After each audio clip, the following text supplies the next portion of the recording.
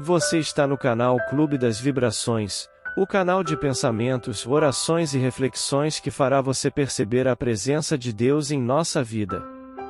Se gostou deste vídeo, se inscreva, compartilhe e deixe um like. Cada um de nós carrega o dom de ser capaz e ser feliz. E um pouquinho antes, numa estrofe que vem antes deste último refrão, nós dizemos que num dia a gente chega e no outro a gente vai embora. Uma metáfora interessante da duração da vida. Sim, o poeta, neste caso aqui, Renato Teixeira e Almir Sater, falam de maneira muito simples e ao mesmo tempo nos proporcionando uma poética interessantíssima, colocando a vida justamente quase que como num susto, porque é mesmo. E eu acredito que ultimamente nós estejamos todos ainda mais assustados na não percepção do tempo, né? Nós estamos vivendo de uma maneira que parece que a gente não percebe o tempo passar. Se a gente não tem a percepção do momento presente, tudo isso parece um susto. Eu me lembro que na semana passada nós falamos da necessidade de compreender a vida como uma oportunidade única, irrepetível, e nós falamos do quanto nós somos pouco experientes em perceber o nosso cotidiano. Ainda essa semana lá no Twitter, uma pessoa que eu admiro muito, ela é psicoterapeuta, ela escreveu assim que, claro, eu não vou repetir da maneira como ela falou, porque não me recordo exatamente como foram as palavras, mas toda sexta-feira nós temos uma enxurrada de vídeos no WhatsApp, de mensagens dizendo assim, sextou. E ela fez uma reflexão interessante sobre isso. Ela viu um pouquinho os avessos. Claro, muita gente pode mandar só por uma graça mesmo, mas a expressão sextou, na maneira como ela é colocada nas redes sociais, dá-nos uma impressão de que a gente só suporta a semana, que nós ficamos loucos para viver o fim de semana como se ele fosse maravilhoso, espetacular, diferente de tudo aquilo que a gente experimenta ao longo da semana. E há uma tristeza mesmo nisso, né? Se você for pensar que a gente vive a segunda, a terça, a quarta, a quinta, a sexta também, como se fosse um peso, um fardo a ser levado, e que somente no momento em que nós iniciamos o fim de semana é que a gente tem algum alento. Aí eu até respondi para ela que talvez o problema esteja em nós não percebermos o valor dos processos. Sim, porque tudo aquilo que eu faço na minha vida é processual. É processual porque são fatos que estão alinhavados por um objetivo. Processo é isso. É tudo aquilo que está alinhavado, que tem coerência, que tem argumentos, e que depois, quando você olha para ele, é um todo. Não é apenas um detalhe, não, é um todo. O processo, ele vai observar todas as fases daquilo que está sendo analisado. E na nossa vida, minha gente, se nós não tivermos a sabedoria necessária, nós vamos viver a vida sempre esquecendo de que ela é processual, querendo apenas o resultado das coisas. E não é assim. Se eu não me alegrar no processo, a felicidade não será possível para mim.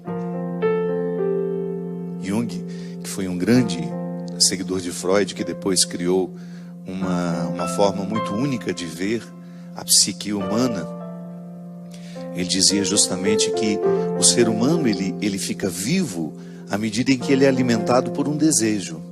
Se a gente não deseja, se a gente para de desejar, a gente aos poucos vai morrendo.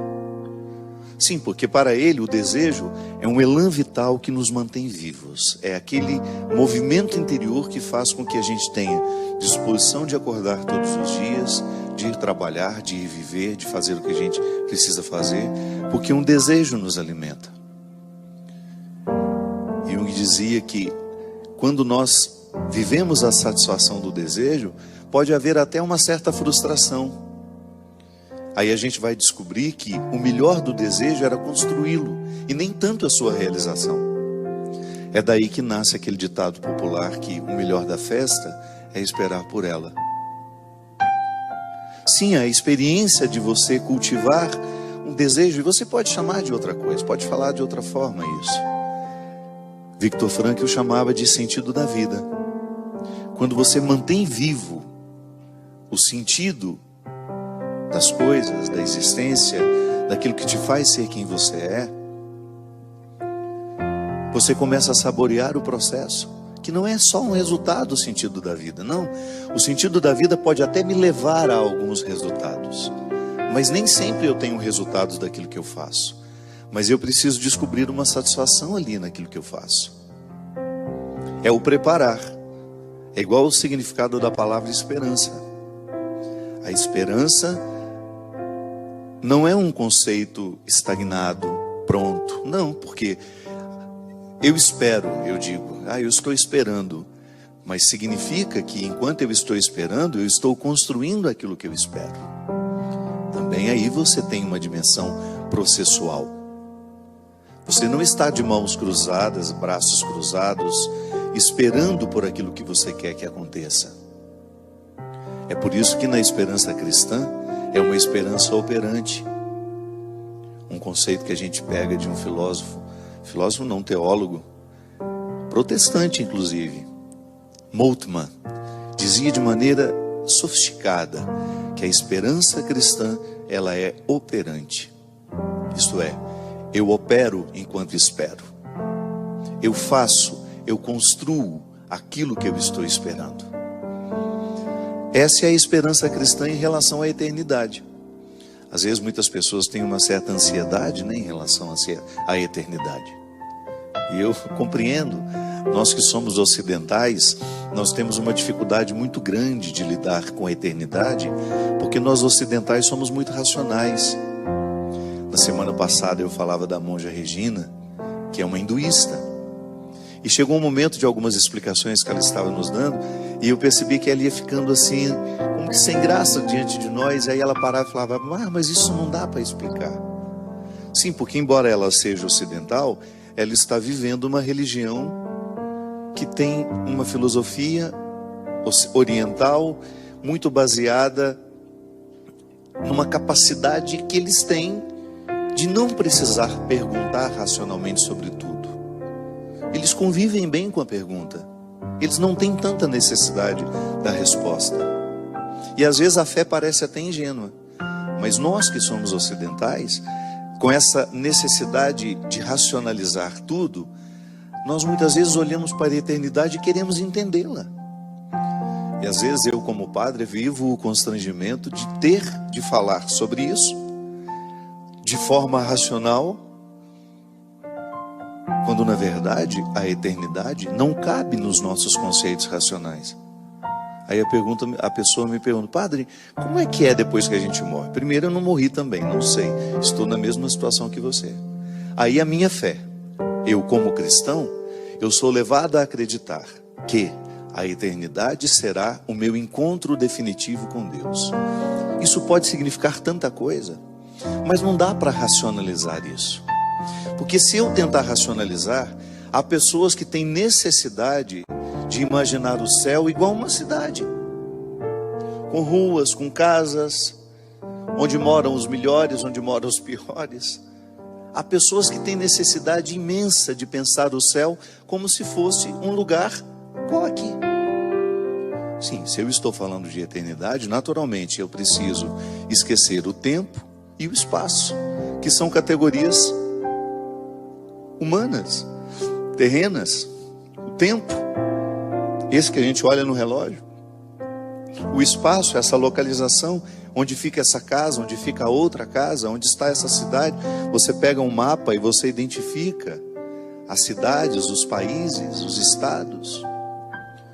Bem, se eu quiser compreender a eternidade a partir dos conceitos racionais e daquilo que racionalmente eu posso falar, eu vou ficar com uma visão muito mesquinha da eternidade. É por isso que Moltmann dizia que o conceito de esperança é a forma mais justa e honesta que nós temos de pensar a eternidade. A partir dele, eu espero, mas o que eu espero? Não sei. Será uma surpresa. Mas enquanto eu espero, eu preparo, porque a esperança é operante. Tá, mas como é que eu preparo? Vivendo bem. É vivendo bem que nós preparamos a eternidade. Pare de ficar com essa ansiedade, de ficar querendo saber como será depois da morte. Ocupe-se da vida, é a única maneira que você tem de preparar a morte. É a maneira mais justa, mais honesta que você tem de olhar para a sua eternidade, para aquilo que lhe espera, é vivendo bem o momento presente. Por isso que nós não podemos compreender uma religião que nos faz ter desprezo pelo tempo e pelo espaço. Durante muito tempo, vigoraram algumas espiritualidades que ensinavam as pessoas a ter desprezo pelo mundo. Não faz sentido, minha gente.